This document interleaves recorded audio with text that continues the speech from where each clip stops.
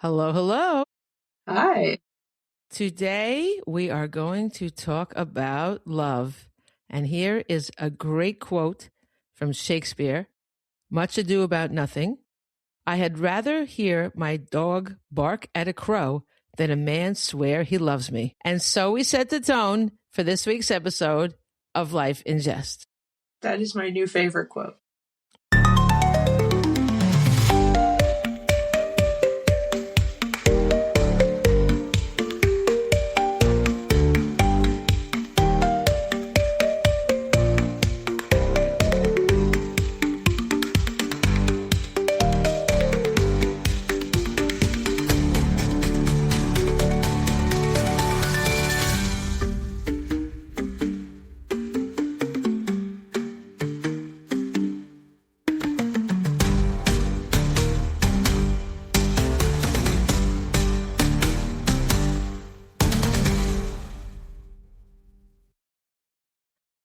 Hello again, everyone. I'm Selene Castrovilla. Of Pascale. I always forget about that part. Yeah, well, it's nice to identify, I guess. We didn't give our pronouns. Anyway, I think from the quote we can see how I'm feeling about Valentine's Day these days. But I will say, whether I like it or not, I am a bit of a romantic. Yes, Yeah. But how about you? Do you believe in love? No? Even when I was married, every year my ex-husband would call you guys up and I would get a basket from your store. Yeah. Every year. And he must have done it because he got a deal. Of course he did. I don't know if he paid for them at all. I don't know. Valentine's Day. Well, what does it have to do with... I'm talking about love itself, though. Are you jaded or do you believe in love? Yeah. Well, romantic love I'm still on the fence about, but there's all kinds of love. I definitely believe in love. There's lots of love.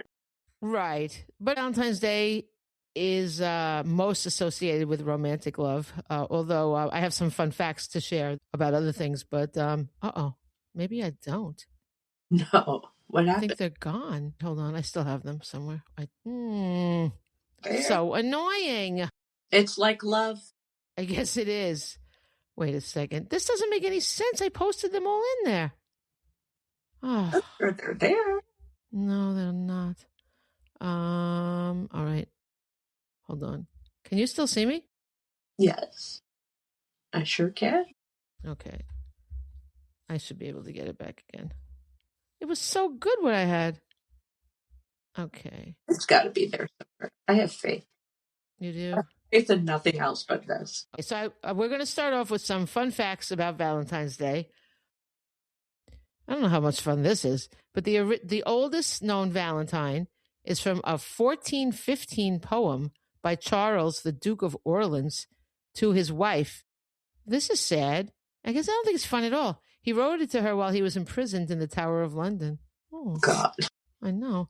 Actually, that kind of, I don't know if it might be the oldest known one they have that's written, but there's definitely one older that I'll tell you, because we're going to talk about the history of Valentine's Day. There's medical origins of candy hearts. You know, those little conversation hearts that everybody likes? Yeah. They were originally created as medical lozenges for sore throats in the 1800s. Well, that's cute. That makes sense. Those candies are disgusting. They taste so gross. They are gross. They just look cute. Yeah. Why can't they make them taste better? That's what maybe because they're still medical lozenges. Okay. In the Victorian era, people sent vinegar valentines, which sort of is what it sounds like. They were mean-spirited cards designed to reject suitors.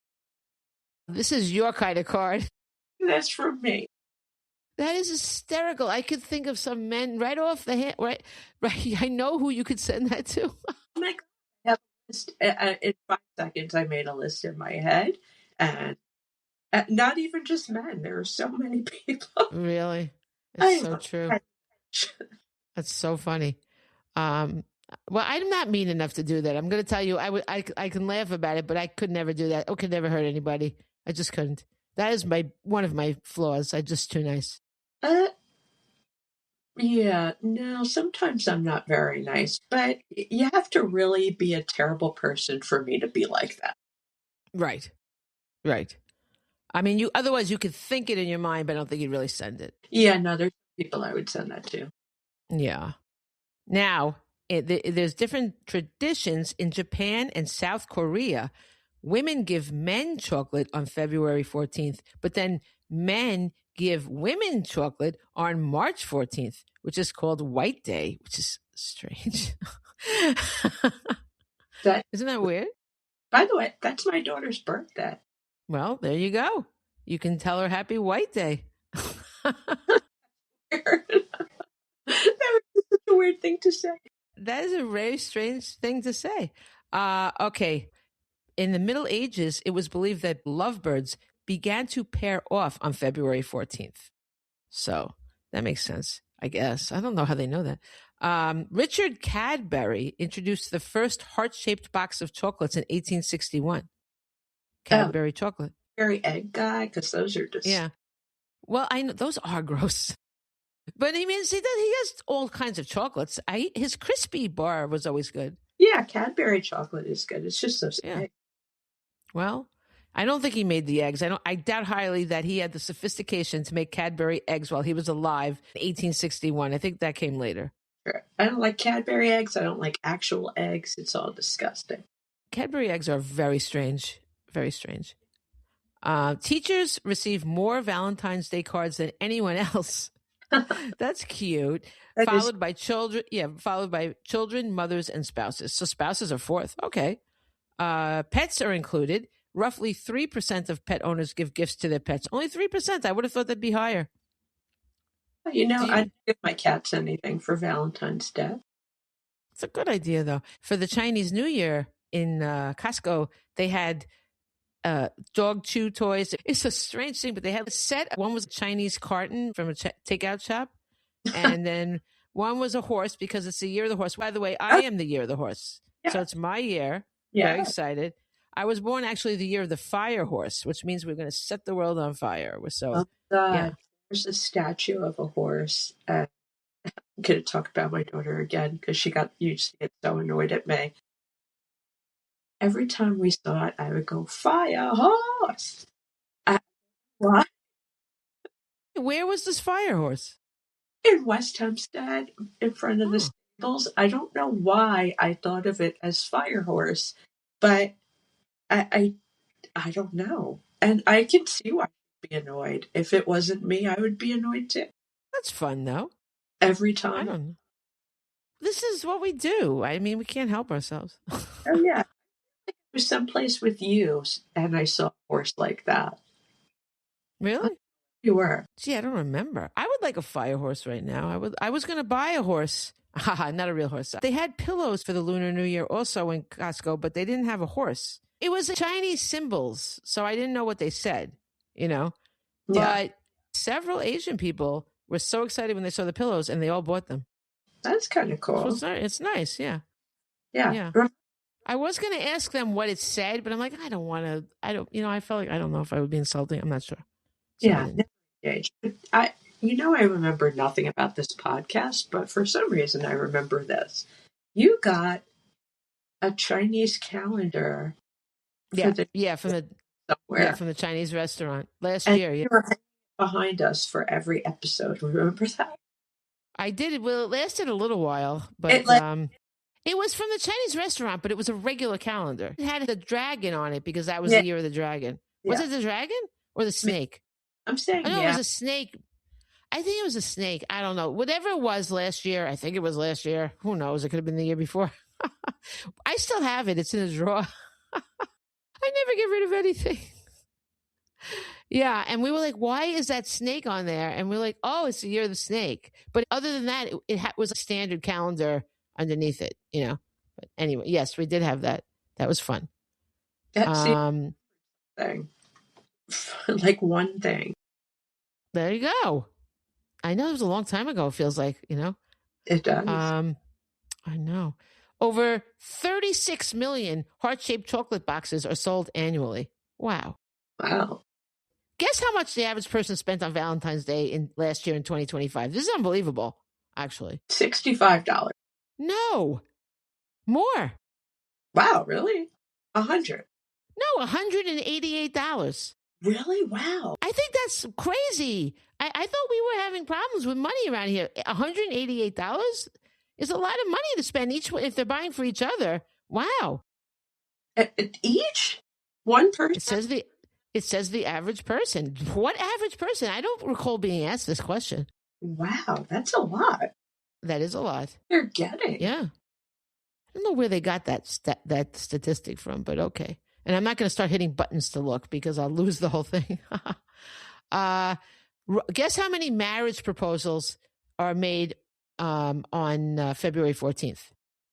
I have no idea, but really? Oh, it's a lot. Well, Howard proposed to Beth, I think, on February 14th. Pretty sure. Really? Yes. Roughly 220,000. Wow. It's a lot of people. I think they're making this all up. I don't know. Card volume. Wow. 145 million cards are sent annually in the U.S. And with that amount, you could wish every person in the U.K. a happy Valentine's Day twice. Wow. Yes. And guess how many roses are produced for this holiday? Now, I just want to say, these are cut flowers, so they're going to die, which is a real pet peeve of mine. But how many roses are murdered for Valentine's Day? Guess. 500,000. 250 million. Oh my gosh, really? Oh my God. Well, you think about it, each person probably buys a dozen, why? We're so filled with excess. And it's just like the Christmas trees. It's the same thing. It's like, oh, we love this, da-da-da, and then boom, dead, gone. The end. It's the end. So I vote we stop that. How about buying the one rose from, I don't work for Steven Singer, but he does that thing with the dipped forever rose. At least that's going to be forever. Yeah. My kids got me one of those. I really love it, actually. Or something, I don't know, something that's not going to die. I mean, what do you have left when it dies? I don't know. You have smelly flowers. They get that really gross smell. Yeah, and they're just like dead. I mean, I don't know what that says. Yeah. But anyway. Nice, but I don't need them. My cat knocks them over anyway. I mean, look, I get them actually for Mother's Day from the frat. My son Casey was in a frat, so they send them to me on Mother's Day as a remembrance. And I think it's very sweet, but I do get sad when the flowers die. I can't help but I take pictures. And you know what I did this year? I cut the tops of them off and saved them, dried, and I have them in a crystal star. So it's nice. I used to put them in the freezer. Oh, really? Yeah, I used to save what them happened? in the freezer until. And then what happened? Did they look okay when they came out? No, they looked shriveled and frozen. I don't know why I did it. I throw them. Well, if you just let them dry out, they're kind of pretty. It depends on the flowers, I guess, but I like them. So I do have them. Yeah, I'm a super sentimental person when it comes to stuff like that. I also save a lot of stuff. I was literally 5 minutes ago going through, I found 2 boxes of stuff under my desk at work, so I decided to go through them. I have movie tickets, concert tickets. Me too. I found that, my friend wrote a play. I had the play in there. I had my kids' report cards in there. My son's pay stubs. His acceptance, first job. I don't know. Well, that's nice. Yeah. I save everything too. I certainly can't get rid of it now either. Know that I want to, but I mean, I'm glad I have everything. I know. I don't know. It's tinged with sadness too when it comes to Casey too. It's hard, Yeah. But I'm very sentimental. Yeah. You want to have it though. I don't want to throw that. Yeah. I don't know what I'm going to do with it. Maybe scrapbook. Maybe now you have time for it. We know how that scrapbook thing went. Yes, I know, but now you have more time. You can do it while you're watching TV. You know what I mean? Have you met me? I don't have time for. When your day's off, when you're watching TV, you can scrapbook.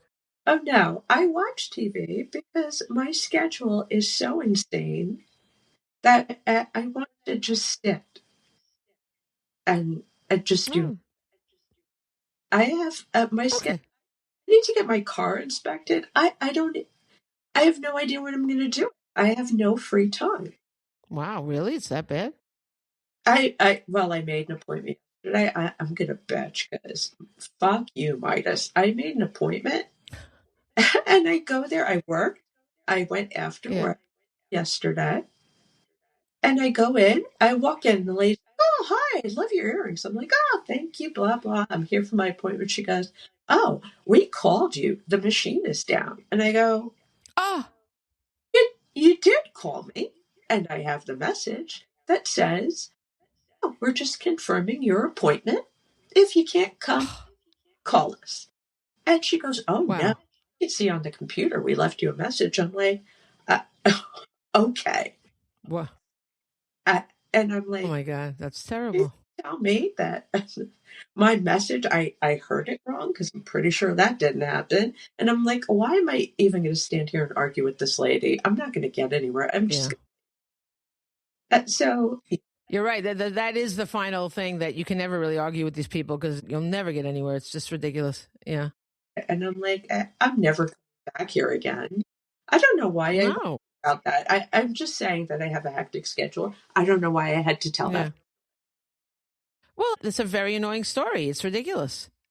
Oh, I'm so pissed. And I'm like, so late now. Where am I going? Right.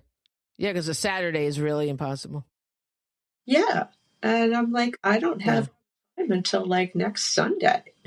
When is your thing done? Due? I just got mine too. My first notice. When is it due? Today. It expires today? Technically yesterday. Why did you wait so long? Because I don't have time. So I was going to bring it, and then we got that giant snowstorm. Oh, yes. Like, I'm serious. I do not have a lot of free time. Wow. My car, I just don't. I hear you. I work a lot. I hear you. Yeah. I mean, what are you going to do? That's a whole lot of complaints. Sorry, everybody. Oh, I'm sorry that happened. That sucks. Oh, I was just, it's not that big a deal, but I was like, it was we called you and I'm going to tell you what we said. And I'm like, that's ridiculous. That's lies.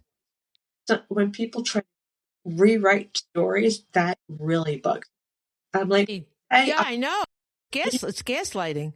Yeah. We made a mistake. Sorry for the inconvenience. And I would have been like, sure, okay. I would have been annoyed. Right. I would have been that annoyed.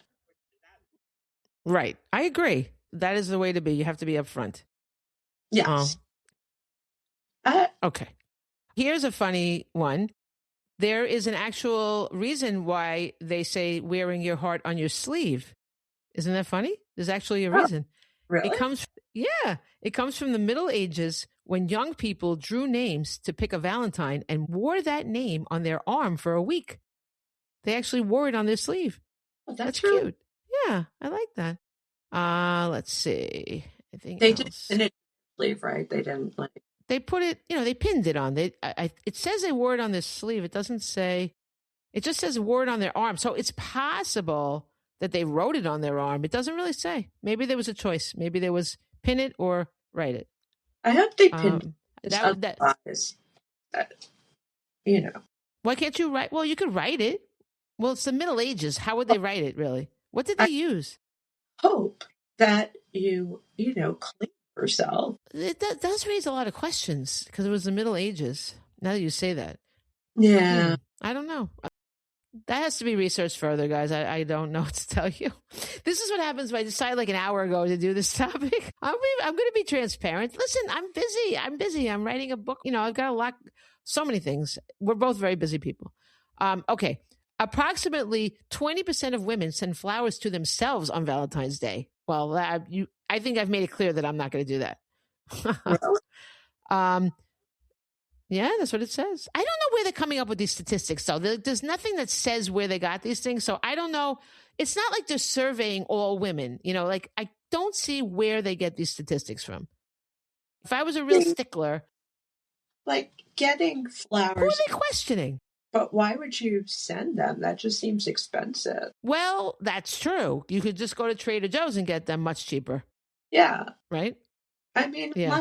Well, it says send. Maybe they mean any kind of buying flowers for yourself. I really don't know. I still question how they know that. What'd you say? I said, I'm picking everything apart. Sorry. Me too. I think I'm just annoyed by Valentine's Day. Procrastination. About 60% of gifts are purchased in the 5 to 6 days before the holiday. I'm going to say even later. I had that gift basket store, and man, people rushed in that day. They were like, stampede time. Where can I get something? But it's also good because they're so desperate, they'll just buy anything. I mean, my baskets were always beautiful, but it was more likely that they would buy the pre-made ones and just run with them rather than, create something, which was they were beautiful baskets anyway, but it was good for me that I didn't have to I'd already made those. It was nice when people bought them. Yes. I have to say, and always buy me the basket. He was fucked up, but the baskets were really nice. I love the baskets. Yeah, they were. I'm very proud of my baskets. I always put a lot of love into them for a quip, but it's true. I worked really hard on them, and what I really enjoyed was knowing that people loved them when they got them. I loved the idea that I was making someone happy. I love that, and I still do when I think about it. Those are the things that make me really happy when I think back on that time. Yeah, but it was a lot of work. It's very labor intensive. It's a lot of work. No, I'm not for that. Okay, so over 60% of people in the U.S. send Valentine's greetings via text, which is okay, I guess, but I don't know. I always feel like when I get them from people in general, on any holiday, when you get a text from someone you barely ever see, it's like, oh, you definitely went down the line and just sent this to everybody in your phone. I guess it's nice, but am I really even being thought of, or is it just, I don't know. I have these crazy thoughts in my head. Don't listen to me. Send people text. It's nice. I'm sure they like it. Don't judge my reaction to think it's everybody's. But I just feel like you get this text. You've not heard from the person all year. What are they really saying to you? I don't know. So I think we might have talked about this before. I don't know if we talked about it on the podcast. But in Verona, they have, Romeo and Juliet were not real people, right? We know that. But they have a place where Juliet, supposedly her house, and they have a mailbox where you can write a letter to Juliet. They made a movie about it. Remember Letters to Juliet, which I never saw. I don't think I did. Maybe I did. But I've been there. And I wrote letters to Juliet. Twice I wrote letters to Juliet. And Juliet writes you back. Really? In English. So I guess she writes back, and it's a whole, I don't see how they make money on it. They lose money because I didn't pay anything. I put the letter in, and I got letters back from her both times. It's advice. It's like Dear Abby or something. And it was good advice. I didn't take it. Lovelorn, problems with my boyfriend, this and that. I wrote twice about the same guy, and she wrote me back both times. Like, dude, wake up, Meanwhile, Juliet died for love, but okay. That's really neat that they do that. It is neat. It has to be a nonprofit. They mail the thing. You don't give any money for postage or anything. So all it is costing them money. But maybe it's like the tourism people that do it. Like it's very good for tourism, I guess, Well, it's like letters. Anyway, I thought that's really nice. They do the same with letters to Santa. Well, that's true. That's true. I wonder who does that. Who writes those letters? I don't know. It's just people. Good for them. It's really nice. Yeah, she wrote it in English. And so they must have people that can write in any language, I guess. Yeah. It's really nice. That's really nice idea. Okay. So those are the fun facts. And now we're going to talk about the origin of Valentine's Day. So it funny enough, it has pagan oranges. It has pagan origins. So February 14th was originally the feast day of Juno Februata, who was the Roman goddess of the fever of love and goddess of cleansing, which is kind of opposite, but okay. And Roman goddesses were also pagans. Sometimes you read things and it's like, I need clarification, so I just looked it up. Roman goddesses were also pagans. And pagan refers to the polytheist, how do you say it? Polytheistic? Polytheistic? How do you say that? Theistic? No. No? No, I don't know either. Polytheistic, I'm going to say non-monotheistic. I don't know if I'm saying theistic right. Theistic. Theistic. I don't know. Anyway, poly, we know, means my book that's coming out is about polyamory. So pagans believed in many gods as opposed to the one god that many people believe in now. And it was often nature-based rituals. Often they had these things. They unfortunately sacrificed animals a decent amount, which is not just sad, it's a sad. And was practiced in the Roman world before the rise of Christianity. So in celebrating this goddess, this day fell within a festival called Lupercus. And Luper, I think that means wolf. Wolves are wild, so it is very possible that they put the wolf in it because, after all, they were very nature-based and animal-based. And this is all my surmising. I did not look this up because I only did it an hour before. But it sounds interesting. Remember Looper in what is that thing called? Harry Potter, and the guy turned into a werewolf? Lupin. What? Lupin. Yeah, Lupin. But it's the same idea with the loop. Yeah, Lupin. Yeah. Okay, so anyway, that festival was an erotic festival. It was like orgy time, okay? And so here's what they did. This is kind of crazy. Not only was it orgy time, but it was random orgy time, okay? A box was provided in this festival from which single men could draw a small piece of paper that was inscribed with a woman's name. The couple thus formed that would participate in the erotic games that followed. You just got matched up with who you're going to have sex with in this thing. Yeah. Yeah. Wait, were these women willing? And then were they willing? Yeah, I think they were willing. But yes, I think it sounds like everybody was into it. I hope so. Well, we always heard about, well, I don't know if we always heard about it, but the Roman orgies and this and that, right? And Greek orgies too, I think, right? It wasn't it all orgy time, before Christianity? So orgy time. But it's funny how they weren't together before that. Like, that's a little odd. I don't know. It's strange. So then it says they remained partners for the subsequent 12 months. So then and it says some of them, sometimes they got married, but I guess if they didn't get married, then it was on to the next partner for the next, what is it called?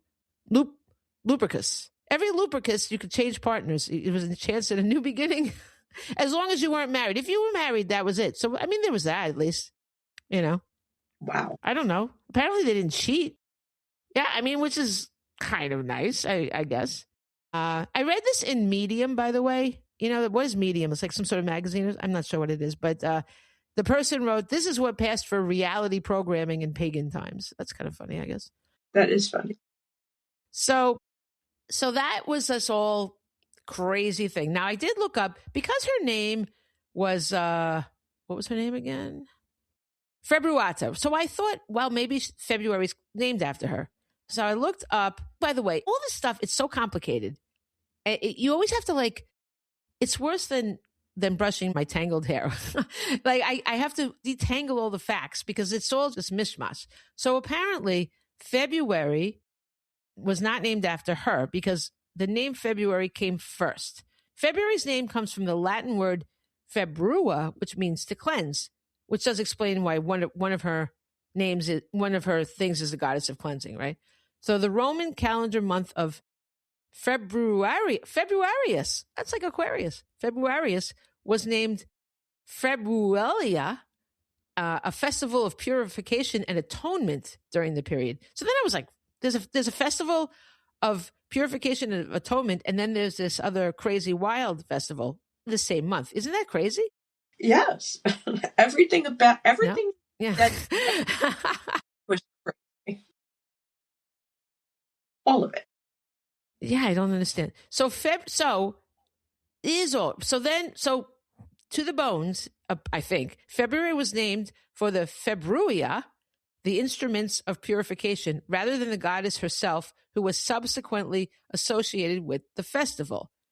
And February was established around 700 BC by Numa Pompilius, and therefore the festival and the month's name, based on Februa, originated first, and Juno Februata was the divine figure associated with the rituals that took place within that month. So there's two festivals, Februalia or Februa and Lupercalia, and they're closely linked for some reason, but Februalia was serving the broader ancient Roman period of purification in mid-February, while Lupercalia, February 15th, but I think they changed it to the 14th, but here it says 15th, was its specific, highly eroticized and chaotic fertility ritual.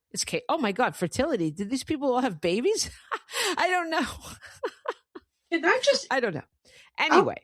How many words? It's a pretty confusing thing. I don't know. I hope children didn't get involved in all this, because if the kids are getting passed around every year, to new partners, I don't think that's not cool. But I don't know. So when Christian, what'd you say? How many words did you just say that started with Feb, F-E-B? A lot. All we're missing is Febreze. There's a lot. Which also kind of means like cleansing, even though it's a chemical. It is about cleansing, right? Which is kind of funny too. Maybe that's why they call it that. Let's contact Johnson & Johnson over there. But I like that when there's reasons for things that work. I'm a writer, so I do like that. So now Christianity has come, okay? And they're repressing all sexuality, right? It's all over. You got the buttoned up things. I don't know. I think things were a little wild. So I could say, I would say I'm looking for moderation. I don't think we should repress everything, but I think things had been a little cray. It sounds like, wow, what's going on? I mean, penguins made for life. What was going on with these people? I don't know. So the lottery for partners was not working for them, obviously, right?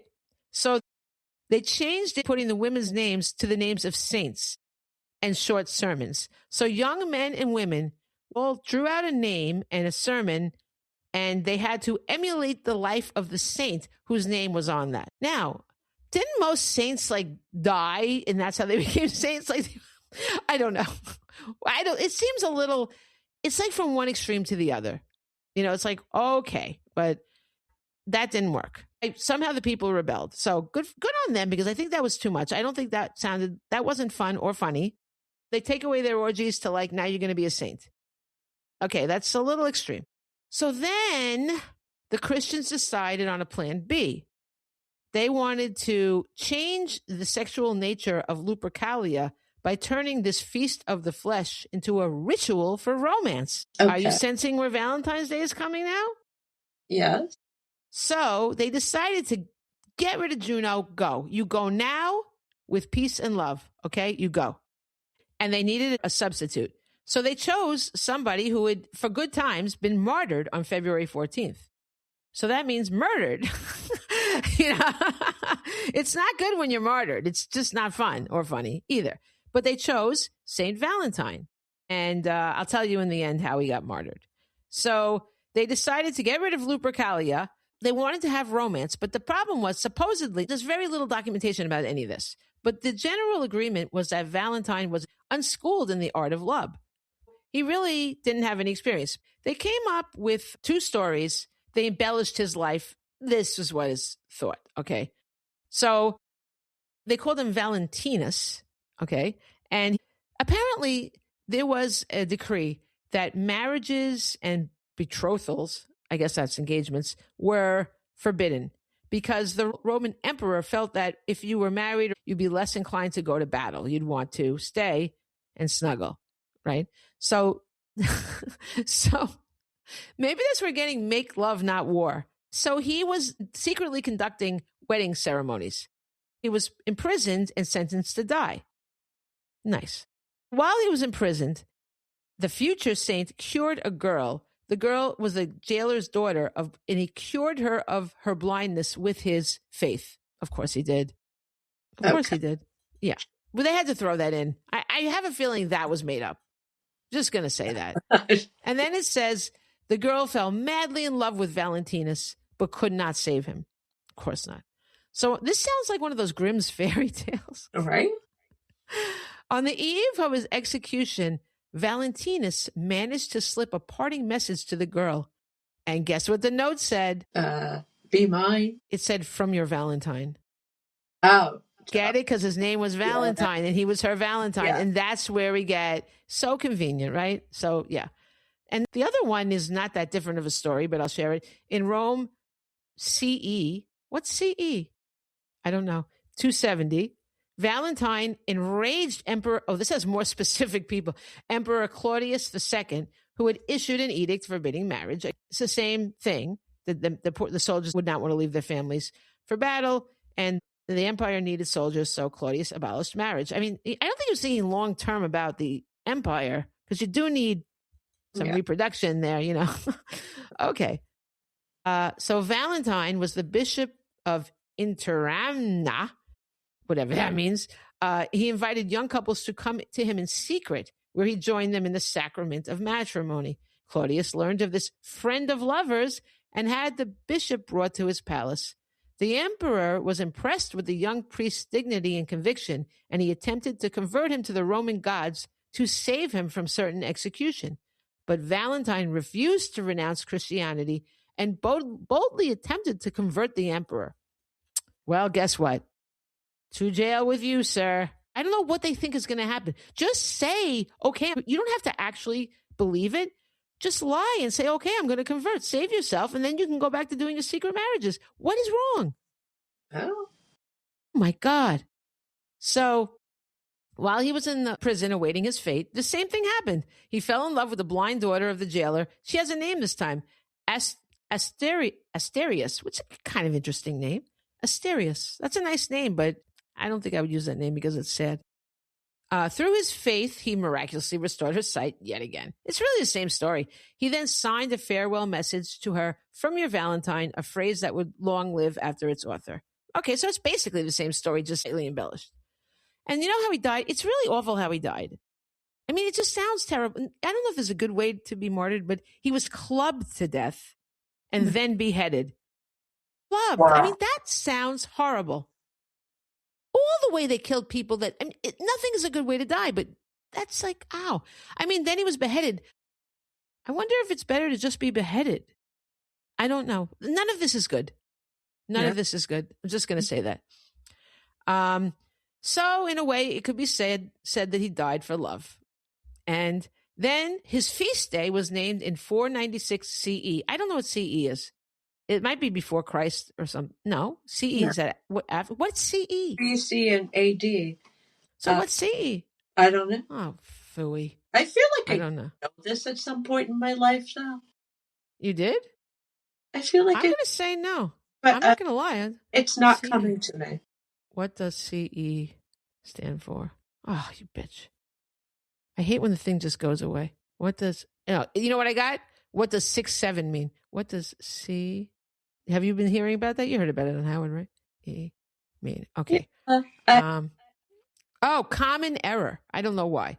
CE stands for common error, or sometimes current error. Wait, a secular neutral alternative to AD, Anno Domini, used to label years in the Gregorian calendar. It covers the same period as AD.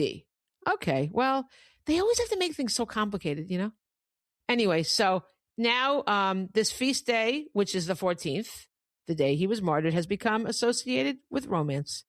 I mean, so somebody was brutally murdered because he was trying to help people secretly get married. I mean, I guess it's nice to honor him, but it's just funny. I don't know. Okay, one more little thing, and then we'll end, okay? I want to talk about America's first Valentine. Did I ever tell you about this? If you did, I forgot. Okay. Well, I know it because I write a lot about American history, and I write specifically about the American Revolution.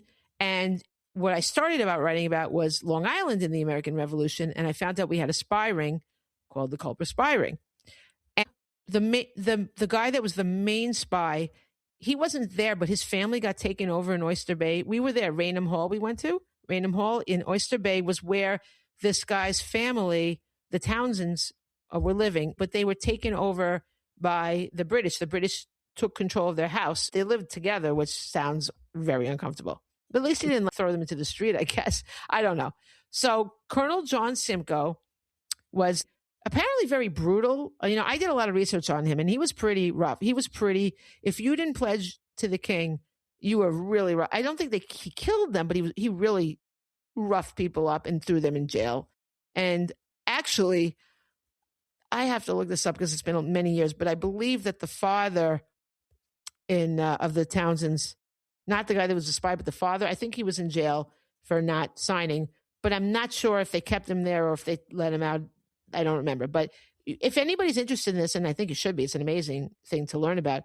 Everybody should check out Raynham Hall's website. It's RAYNAM, Raynham Hall.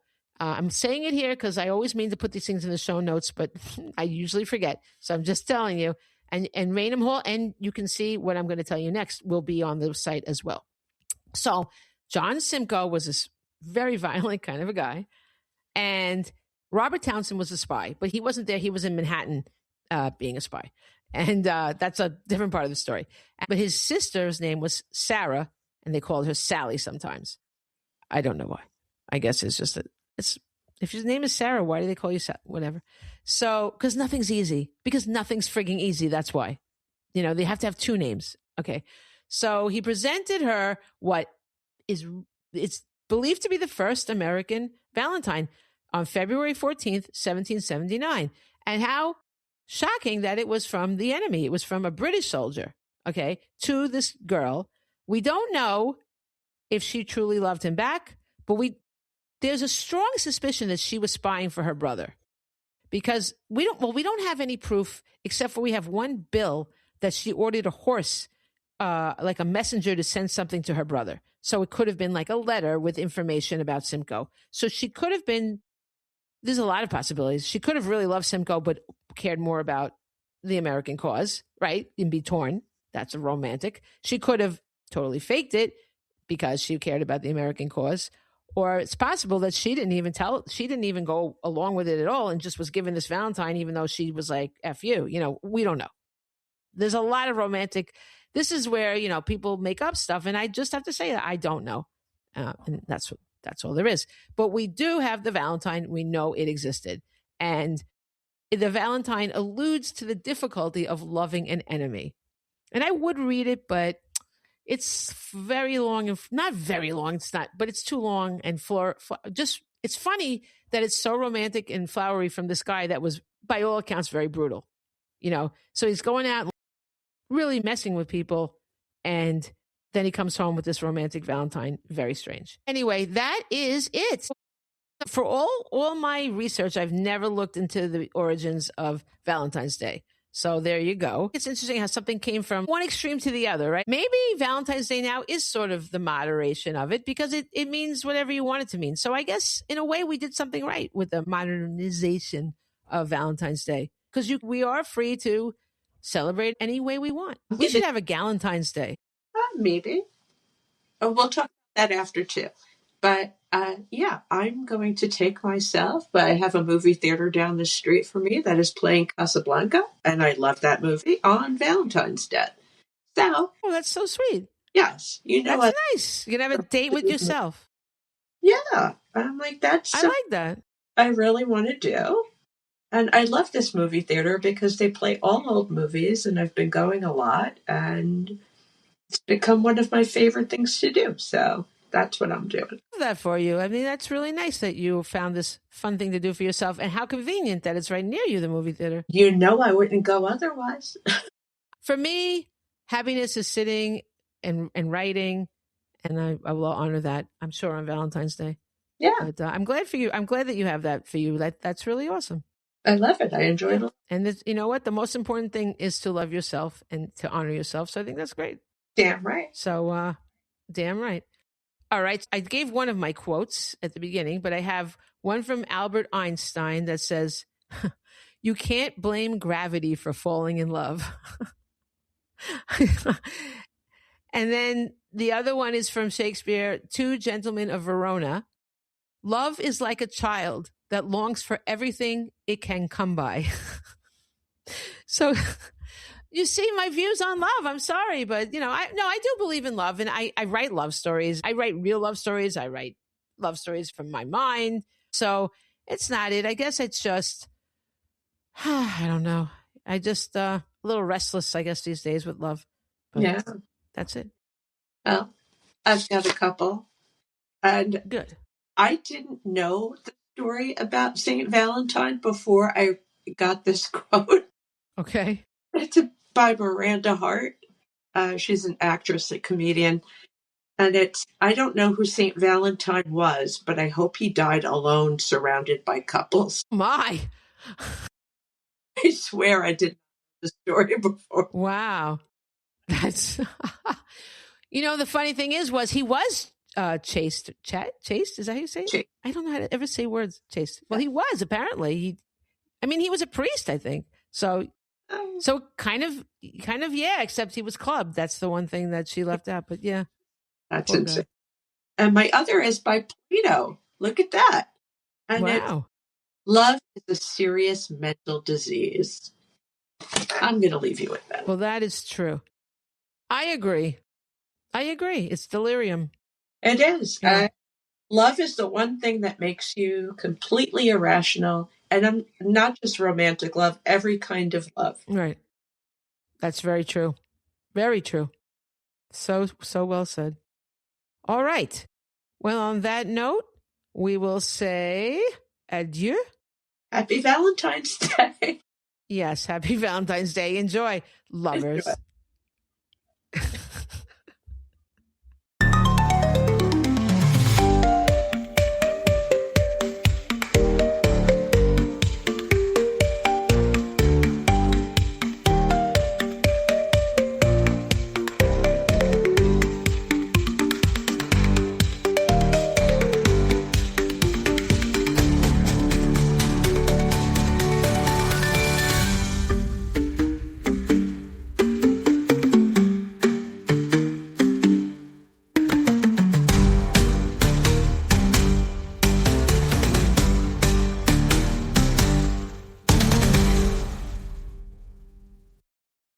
Hey, it's Selene. If you'd like to explore my work, you can find all of my books at selenecastrovilla.com. I write across several genres, so there's a good chance something there will speak to you. With America's 250th anniversary approaching, my Revolutionary War books are especially timely, written for young readers, but equally engaging for adults who want to understand the people behind our democracy in a clear, human, and accessible way. They're widely used in schools, libraries, and historical sites, and I'm available for speaking engagements, always tailored to the audience. I also write about the Civil War era. My latest book, Twice Enslaved, Liberty and Justice for Henrietta Wood, tells a devastating but ultimately triumphant true story, what Kirkus Reviews calls a testimony to the resilience of the human spirit. And if you enjoy women's fiction, my novel Lunar Rising, inspired by my friendship with Pascale, is there too. You'll find all of it at selenecastrovilla.com. Thanks for listening.